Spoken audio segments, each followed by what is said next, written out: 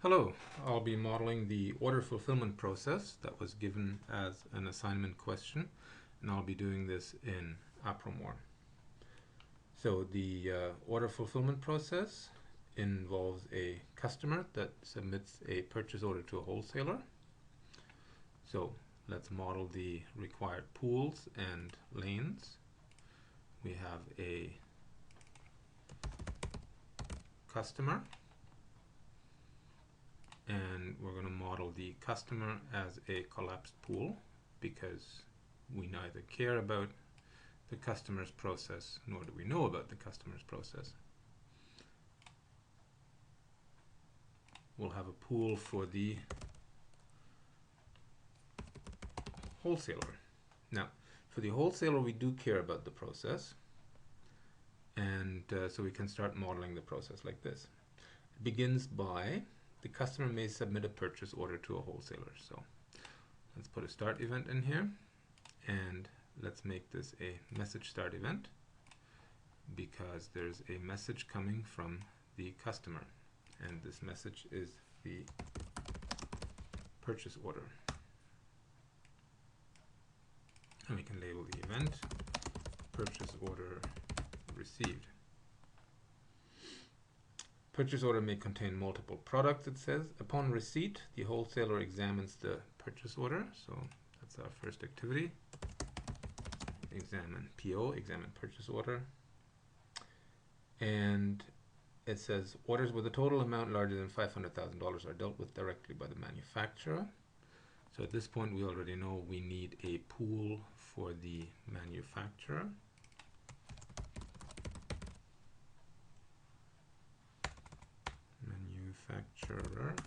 There. If the order can be handled by the wholesaler checks its stock level. So we'll have an XOR split here, and let's make this a little larger.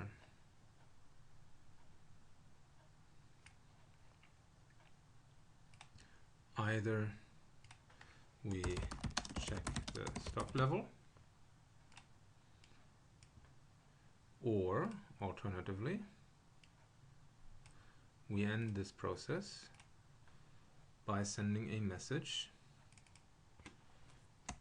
PO forwarded to manufacturer, and we'll model the message in a second here when we deal with the manufacturer. So the process continues. The wholesaler checks its stock level for each of the products. So we'll need to do this multiple times. So we'll make this a multiple instance task, and we'll put a little note on for each product that's on the purchase order. If either the order is too large for the wholesaler or there is insufficient stock on any product, the wholesaler forwards the order to the manufacturer and notifies. So here again is a decision to be made with an exclusive split, and we can possibly forward the order to the manufacturer and notifies the customer. So in fact, we should add that in there as well. Let's take this away and let's model this properly. So we can take an intermediate event, make this a message sending event, and we'll label this customer notified. Alternatively, you can model this with an activity that is a message sending activity. We'll keep this simple here, and following that, we'll end this part of the process with the message to the manufacturer, PO forwarded to manufacturer, and we'll model a message in a second. Otherwise, it sends an invoice and delivery notice to the customer, so we can do this in a number of different ways. Oops, no, not that guy. And we'll model this as a parallel gateway. We'll we say, okay, send invoice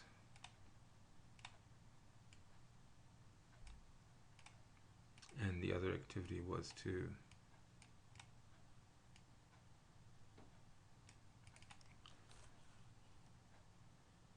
send a delivery notice. Now you can combine these two activities in, say, send invoice and delivery notice. In fact, you can make this into a single message send event if you'd like. It's where you would label it invoice and delivery notice sent. Or you can take it apart like I have done here, which is probably the most complicated way of dealing with this. And then we join the gateway and we bring it to an end. And let's not waste too much space here. So this then are messages back. One is the invoice, one is the delivery notice, and this one here is customer notice about the PO being forwarded to the manufacturer. So I'm going to save the model here.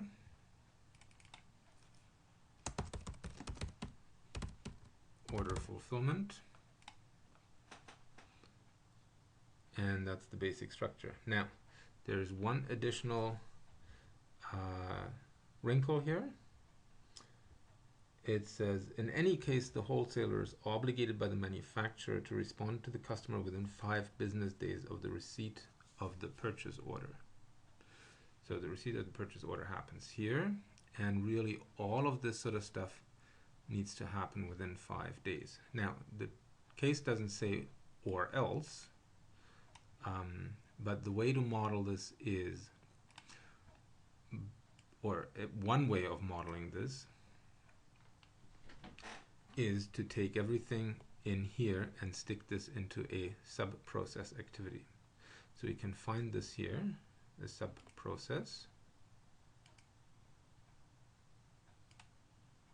And really, if you had read this before starting to model, you would have already modeled this sub-process activity first,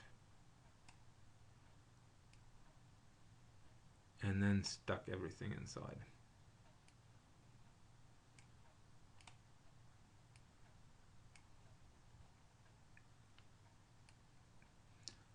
But this is certainly one way of doing it. We'll fill this in here, and afterwards we are done. So most of this stuff, or everything really, happens in this sub-process activity, and onto this sub-process activity we can stick a boundary timer event,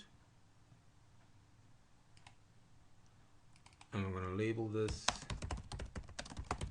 5 business days. And when this boundary timer event goes off, well, we don't quite know what happens here. Let's just assume an error occurs, or we raise an error, and somewhere else this error will be handled. So this is one way of modeling this, and I think a sensible way of modeling this. Another option is to stick boundary timer events onto all of these rather than putting them into a sub-process activity. The problem then is what happens when the time is up while the process is between activities. So the sub-process activity here is the better way to model this.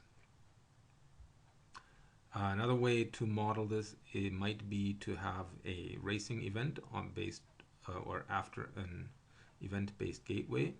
The problem then is that you'd have to react to an incoming message. Now you could say, okay, the customer has to acknowledge these, and that might be the incoming message that ends the timer or that kills the timer, or the manufacturer has to acknowledge the forwarded purchase order, and that might be the racing event that kills the timer. But again, the case does not describe it that way. So we'll leave it like this for now. We'll save it.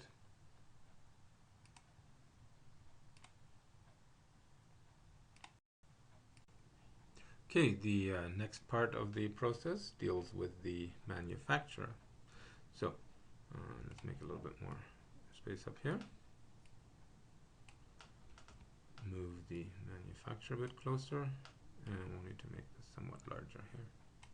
Now, the description goes, when the customer is referred to the manufacturer, the sales department checks. So immediately we know that we need to have a lane called sales department, and reading on further, we see that there's also a production department involved and a logistics department involved. So we're going to subdivide this pool into a number of lanes. Let's call this sales department, production department, and logistics department. Now, when the customer is referred to the manufacturer, so that's the message that is being sent here, purchase order forwarded to manufacturer. So we begin the process with a message receive event, and that's that one.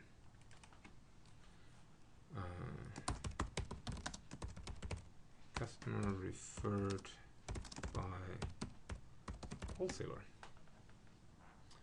The sales department checks if the customer is an existing customer. Check existing customer. If the customer is new, the customer relationship department will negotiate a framework agreement. So let's in fact add a lane below here for the customer relationship department.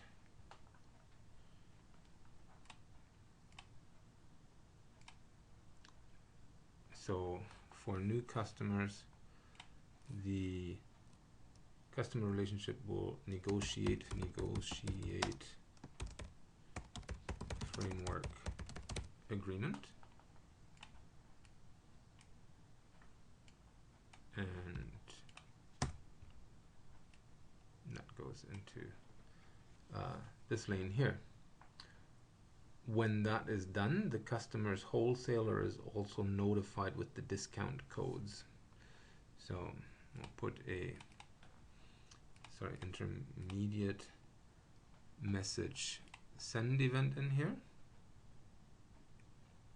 and that links to a process fragment or a process in the wholesaler. Whether you want to show that or not is entirely up to you. You could connect this straight to the pool here, or you can model a message receive event. Let's model that, and starts a new case.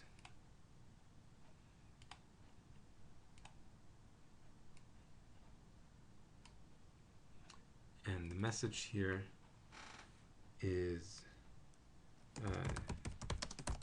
discount codes.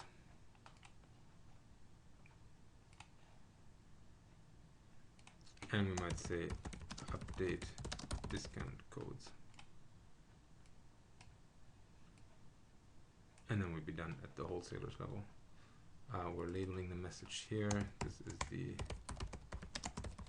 purchase order from the customer. Right, then the case goes on. The sales department then confirms the purchase order to the customer. So that happens afterwards. Confirm purchase order, and that would be a message send task. And checks inventory levels for each product. So one of the ways in which we can model the AND is to actually stick a gateway in here, a parallel one. So we do the confirm purchase order, and we do the check inventory level.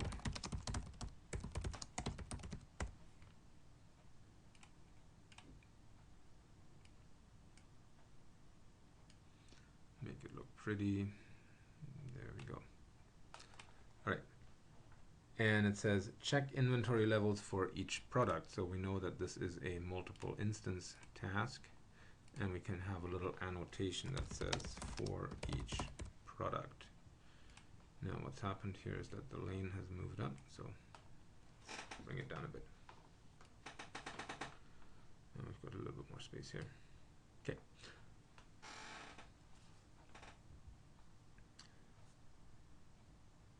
If necessary, the production department may plan and execute multiple production orders, so that may or may not happen after we've checked the inventory. Production department, plan and execute production orders. So I guess we plan first, plan production orders, and then we execute production orders.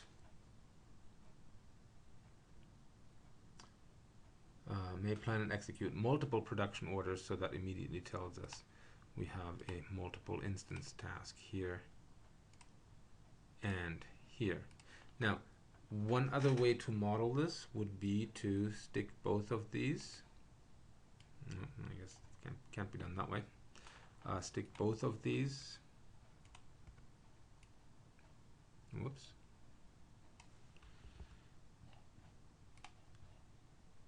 Activities into a subprocess activity here, and rather than making these a multiple instance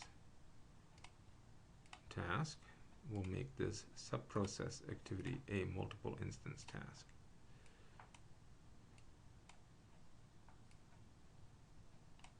And we'll end it there. Now the difference here is that if we do it this way with a subprocess activity, the planning and execution of the production orders for each product might be interleaved. On the other hand, without the subprocess activity, all the planning would have to be finished first, and then all the execution can begin. So it depends on how you run your production department, which way you want this process to work. But there are differences in the meaning of things. All right, well, having modeled it this way, we'll leave it at that. We'll save it.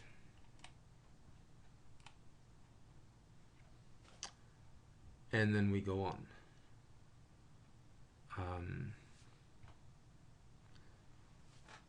It says, if necessary, the production department may plan after order confirmation to the customer. The logistics department plans. So let's move this up here. And we know what that the production does not always have to happen. So we can do this, and then we move on after the confirmation. Let's take a gateway in here, and that'll be the counterpart to this gateway here. That'll be the corresponding join gateway.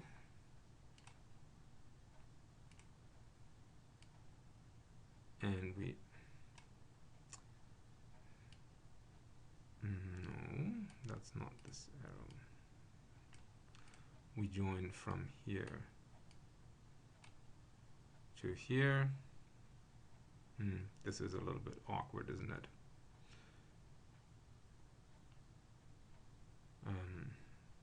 Really, we're missing another gateway, the corresponding counterpart to this gateway. So let's stick that in there.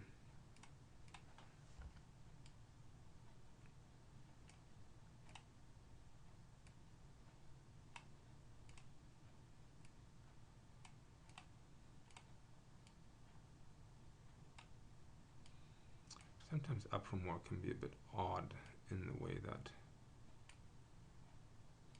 it draws the lines.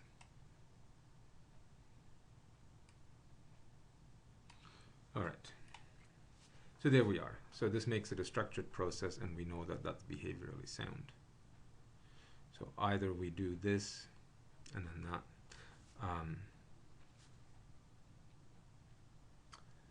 After order confirmation, the logistics department plans the shipment of the order to the customer. So let's move this up a little bit so that we can have a look at the logistics department down there.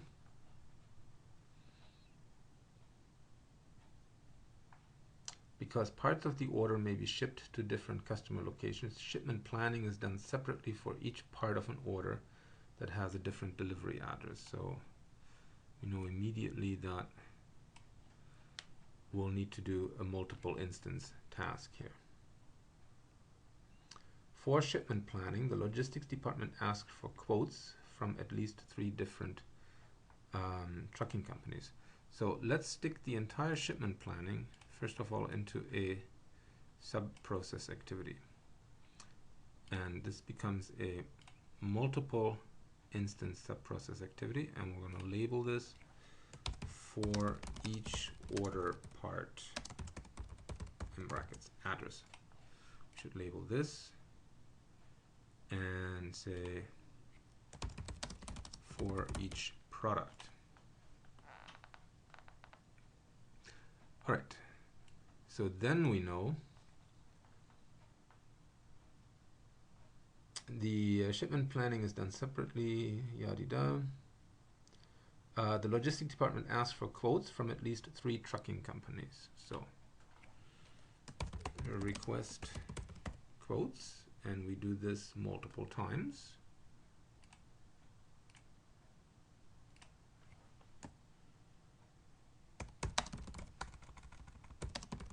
At least 3. And this is a message send activity because we are sending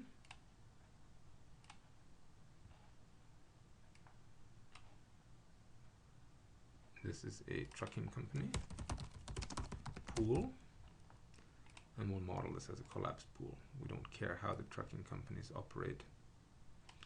We just need to send them messages. Let's call this message request for quote.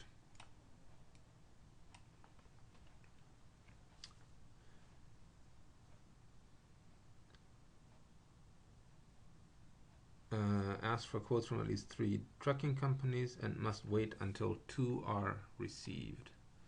So we'll make this a multiple instance receive task. Receive quotes.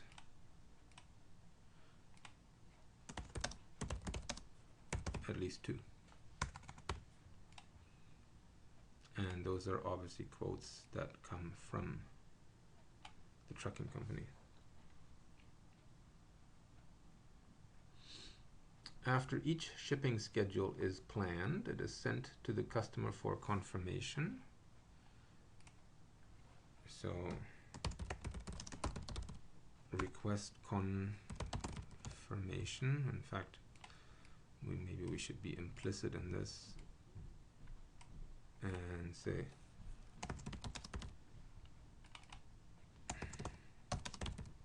plan shipment, or select trucking company and plan shipment. The case does not mention this explicitly, but that's typically what happens. And then we can send that to the customer and request a confirmation.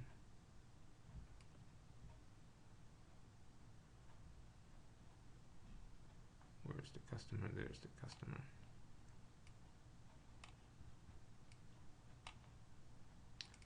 We can label this. Oh, there's the label. Request for shipping confirmation.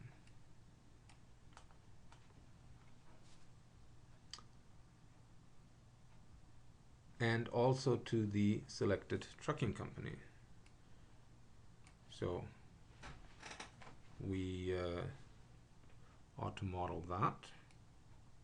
Let's put this aside, and let's use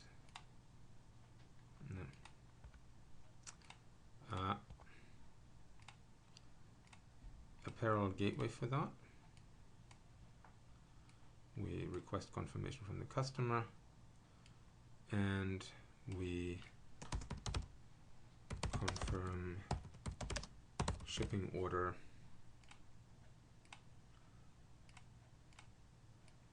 with the selected trucking company.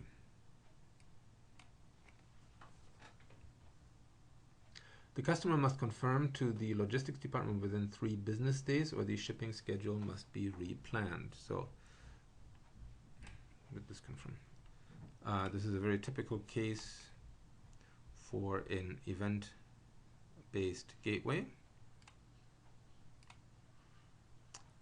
and we either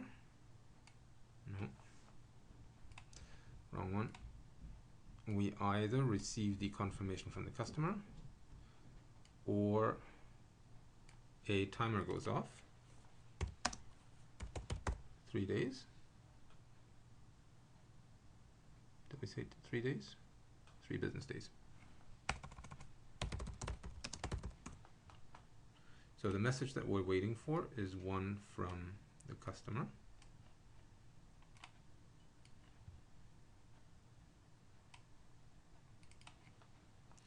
And that's the shipping confirmation. Let's move these up there. Or we have 3 business days. Now,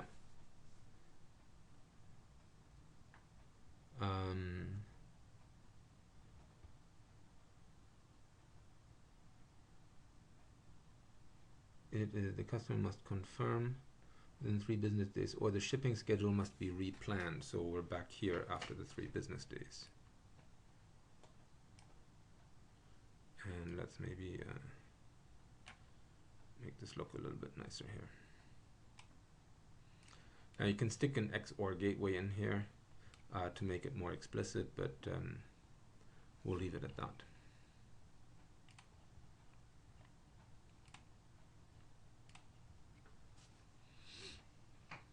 So then we go on. Once confirmed, and if necessary, any necessary production order execution is completed. So the logistics department assembles the multiple products of each part of the order.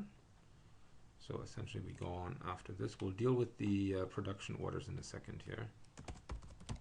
Assemble product. And it says there are multiple products, so that essentially calls out for a multiple instance task. And you can say for each product in this part of the order.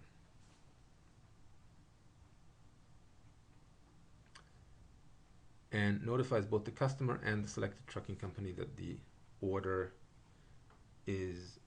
part is ready. Okay, so we'll do that.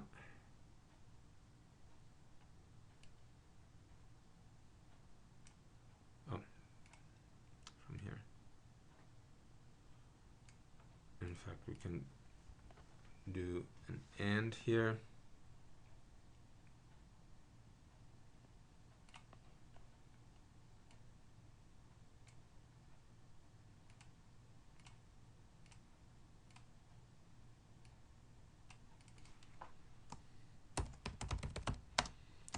Confirm order ready with the customer, and we send a message and confirm order ready trucking. And I'm labeling them differently so as it's clear that these two are not the same tasks, even though the message makes that clear. One message goes to the customer while the other message goes to the trucking company. Order ready advice, and this is the order ready notice. Where did it go here? Stick the label in between pools.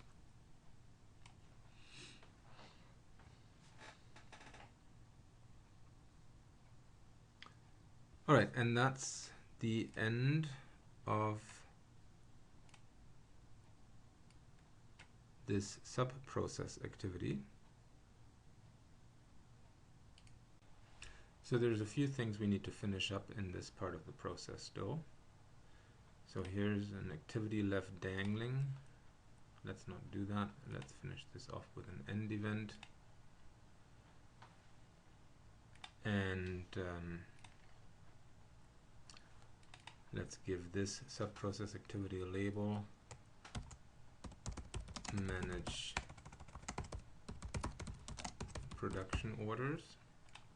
And we know from the description that products can only be assembled after any necessary production orders are finished. So one easy way to communicate this, because we can't draw a sequence flow arrow from a sub-process activity into another sub-process activity.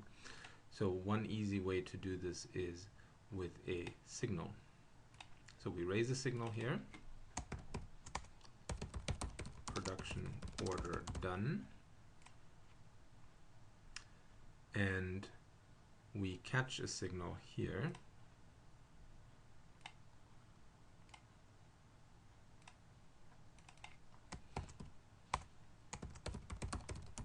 Production order done. Now we don't always need to wait for production orders, so we will use a gateway here.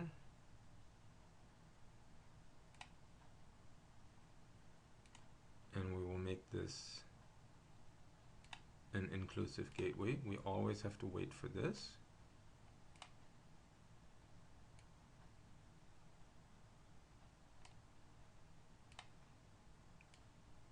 Sometimes need to wait for this, and afterwards we go on to assemble our product.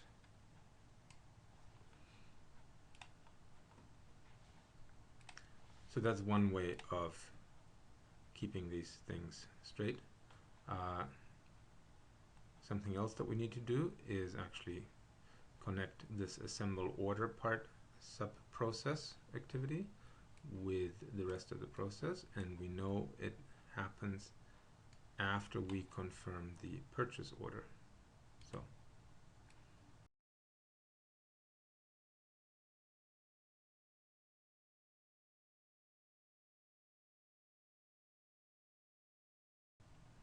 we move this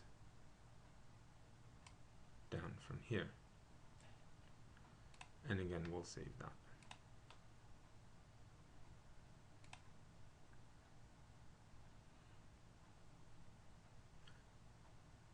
Now the process then goes on, and it says when all order parts are assembled. So after this assemble order part, remember it's a multiple instance sub-process activity. After that is done, the sales department issues a single invoice to the customer and awaits payment. So let's make this a little bit bigger. And from here we go up to the sales department and say issue invoice, and this is a send activity, and it sends a message to the customer, and that's called invoice.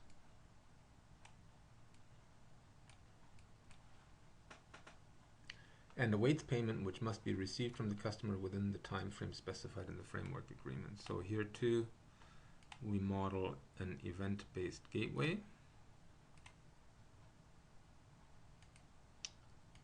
One event is the payment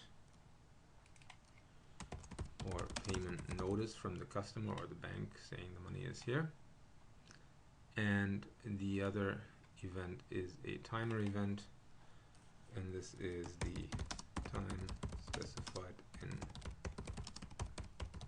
framework agreement. So whichever happens first, that's the way we go.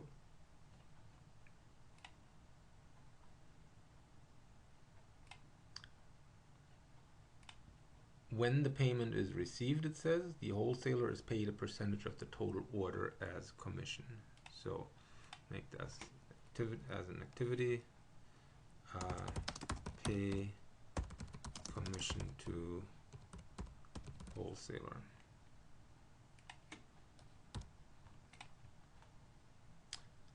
And it then seems that we are done. Now it says nothing about what happens when the money is not received. So in that case, what we'll do is we'll end with an error event. Invoice not paid in time.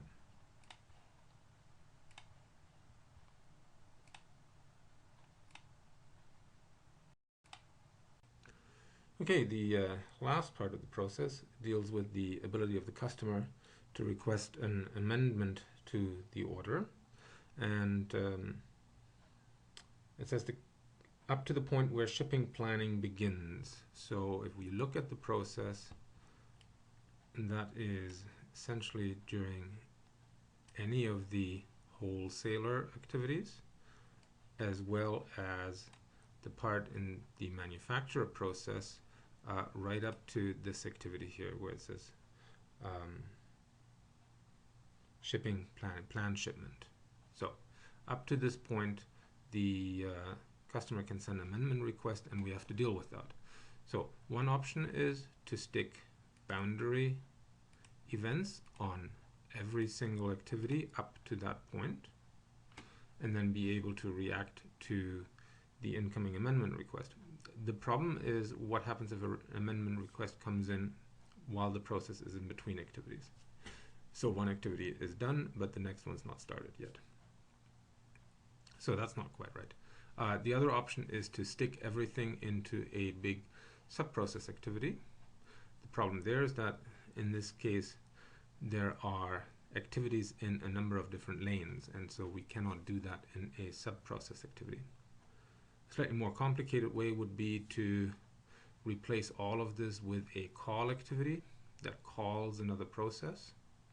In that process, we can have a different pool, and we can have the lanes, and we can stick a boundary event on the call activity. This gets rather complicated. And then the final option to model this is with event-based subprocesses. And that's what we'll do here. So we will add an event-based subprocess to the manufacturer, and we've got to figure out which lane that goes in.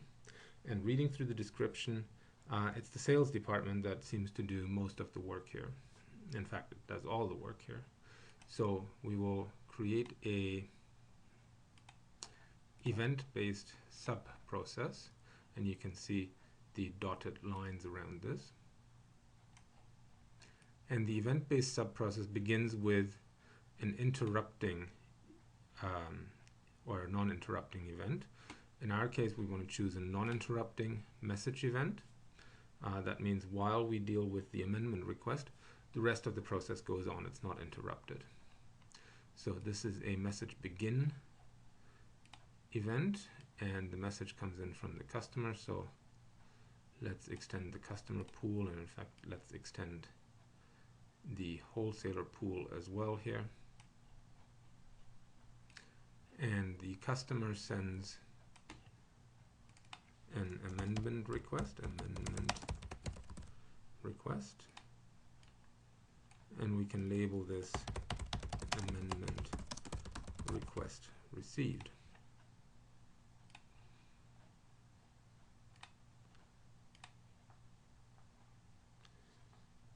Now it says when such a request is received, the manufacturer first checks if the amended order is less than $500,000. So we'll take an activity here that says check amended order, and we have two outcomes. Obviously, in one case it is less than 500,000, and if it is not, if it is, it checks with the wholesaler if it could determine if it could fulfill the order. So that's one case. Check with wholesaler, and we'll make this a message send task. And as we have done before, we'll model a little process fragment for the wholesaler. So we'll model a message start event, and we'll model the message connection, order fulfillment check request, for lack of a better word. That's a little bit wordy, but we'll deal with this. And we don't quite know what the wholesaler does, but handle order fulfillment check request. So I assume the wholesaler will check stock levels, etc. We don't know, it doesn't say here. So we can model the next step in a number of different ways. We could either have the wholesaler return one of two end events, message end events, either it is able to or it is not, and we react to either of those events down here. Or we could have the wholesaler return just one message, and then we need to look at what this message is all about. That might be the simpler way. So let's end the wholesaler's process with a message sending event,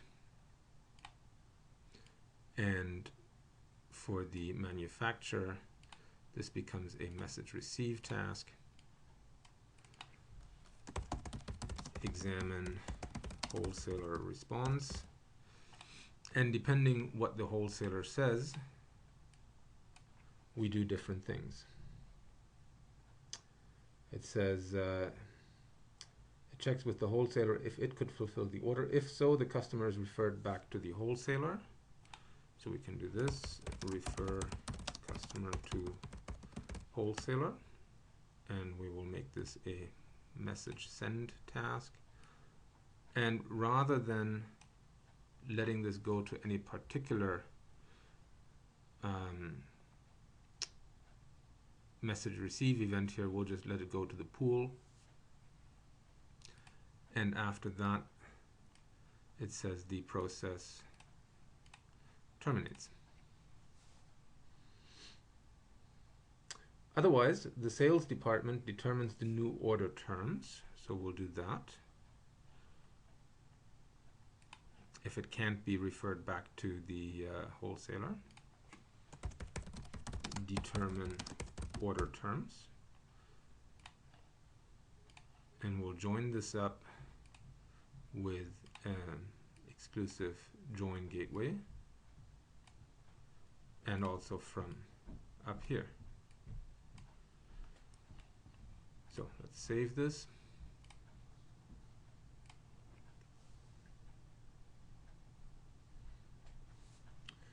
And the description goes on and says, and seeks confirmation from the customer. So this is a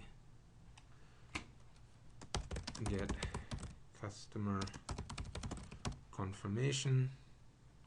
We'll make this a message send task. This goes to the customer. If the customer does not confirm within 2 business days or declines the new order terms, the amendment request is cancelled and the process progresses normally. So there's a number of different, let's maybe label these messages first before we go on.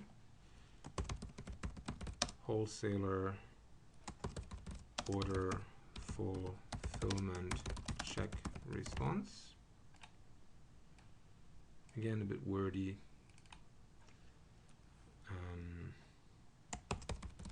Order referral,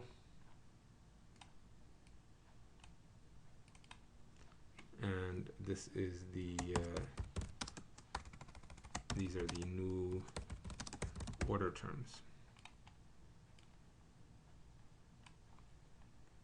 Okay, let's get us a little bit of space here.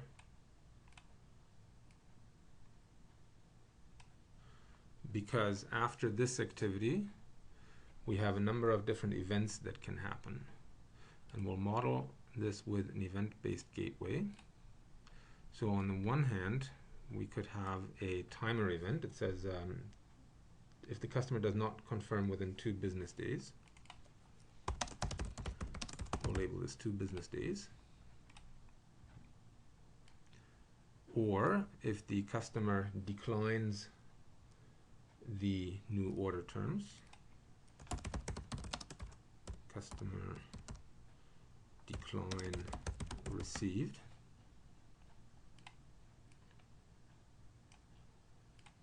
and I think it's time to extend all the other pools and lanes a little bit. If either of these 2 things happen, then the amendment request is cancelled and the process progresses normally. So let's grab an exclusive gateway.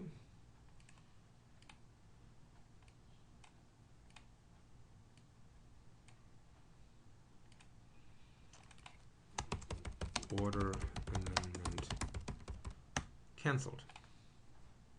Okay.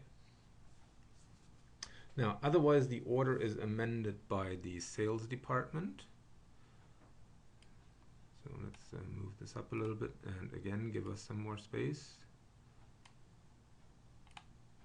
and extend this subprocess a little bit. So that is the case when the customer acceptance received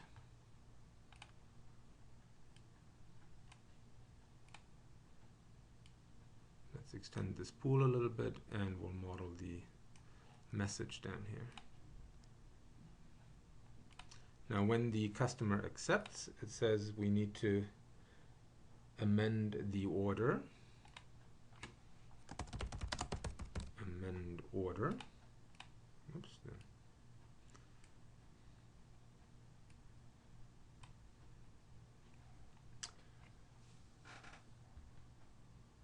And it says, if any production orders related to this customer order are in progress, the production department must replan. So what we'll do is we'll end this with a signal event saying order amended, and we will catch this signal. No, I don't want to move the entire thing.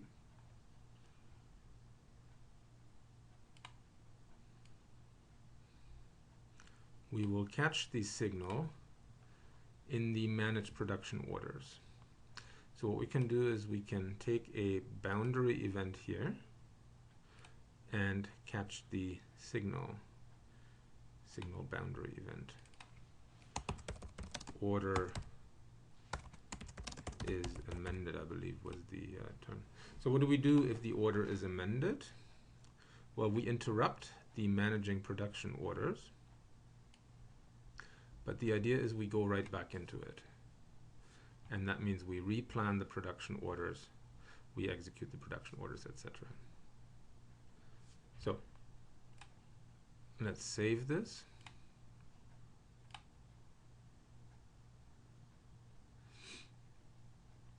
Now this is the essence of the process. I know this looks rather complicated.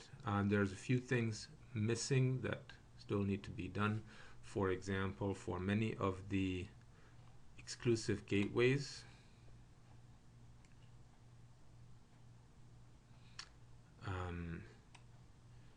there's one thing that I see missing here. If it's not a new customer, then we would go right into no, that's not right. This needs to still be connected here.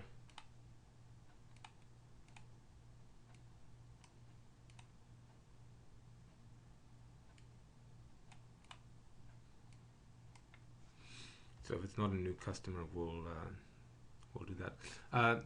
But in any case, for many of the exclusive split gateways, you could indicate the default flows. And we haven't put any of the conditions on yet. So this is, we could label this and say existing customer, and we could label this and say new customer. So we'd like to do that. And you can go through the model and do this yourself. The other thing that we haven't done yet are data objects and data stores. So for example, we might want to model a customer database that is used in this task to determine whether a customer exists or not.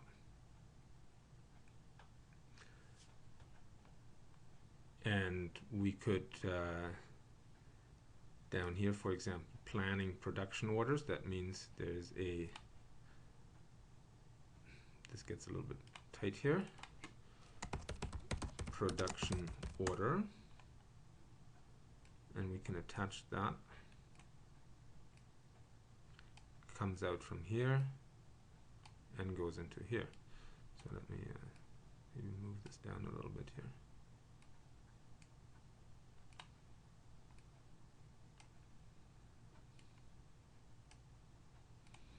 So we can work with many data objects and data stores here.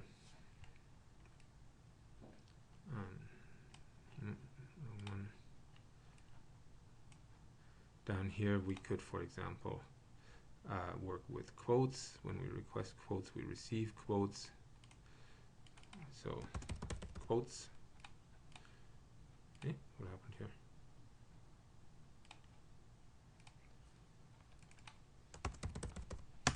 Quotes come out of this task, go into this task.